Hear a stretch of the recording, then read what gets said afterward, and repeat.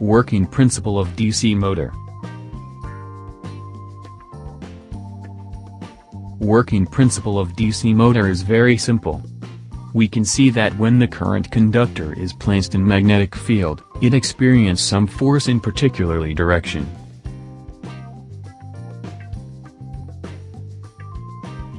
The very basic construction of a DC motor contains a current-carrying armature, which is connected to the supply and through commutator segments and brushes. The armature is placed between north and south pole of a permanent or an electromagnet, in elementary model. One single turn of conductor is placed between two opposite poles. If we start to supply DC, via commutator system, current will start to flow. As we see, positive terminal of a battery is connected to left conductor of a turn, and negative terminal is connected to right conductor of a turn. As we see in model, north pole of the magnet is placed near left side, and south pole is placed near right side of the turn. Current in left side flows inward, and current in right side flows outward. As we see, conductor is carrying current and they placed in magnetic field. Both of them experienced mechanical force acted on them. Direction of mechanical force can be easily determined by applying Fleming's left-hand rule. To do this, spread out your left thumb, forefinger, and second finger so they are all at 90 degrees to one another.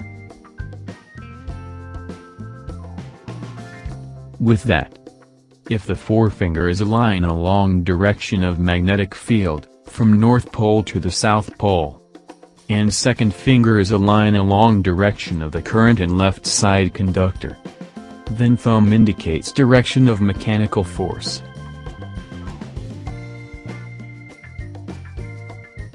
Similarly, if the forefinger is aligned along direction of magnetic field, from north pole to the south pole, and second finger is aligned along direction of the current and right side conductor, then thumb indicates direction of mechanical force.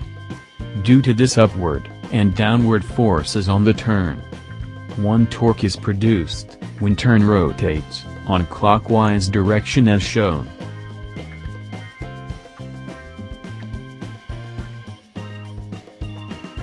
After rotation of the turn comes to vertical position in respect of the magnetic field.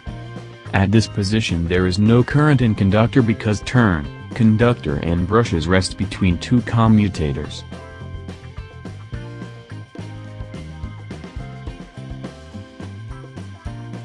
Hence, there is no force acting on conductor, by due to moment of inertia, turn continue to rotates, and comes horizontal again.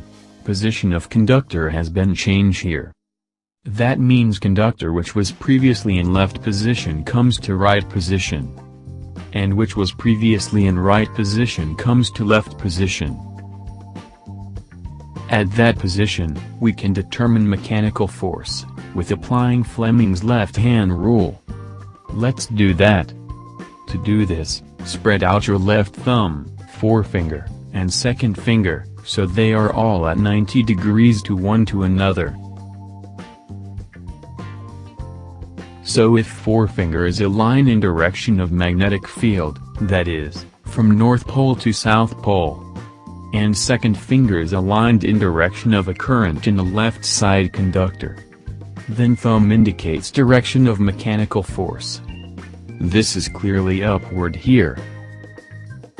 So if forefinger is aligned in direction of magnetic field, that is, from north pole to south pole, and second finger is aligned in direction of a current in the right side conductor, then thumb indicates direction of mechanical force.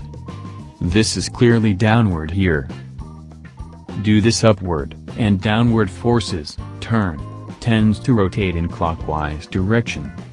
From that explanation we can come to conclusion that, here in this model we can see that, whichever conductor comes near south pole, experience upward mechanical force, and near north pole, downward mechanical force. and do this continuously. Forces, mechanical turn rotate, even if battery is not connected. Particularly DC motor, rotates, at the same principle like this elementary model. Instead of single turn in DC motor we have mountain turns on major coil. And instead of 2 poles there is number of poles installed. I hope that you like it. Please subscribe, like, and leave comment.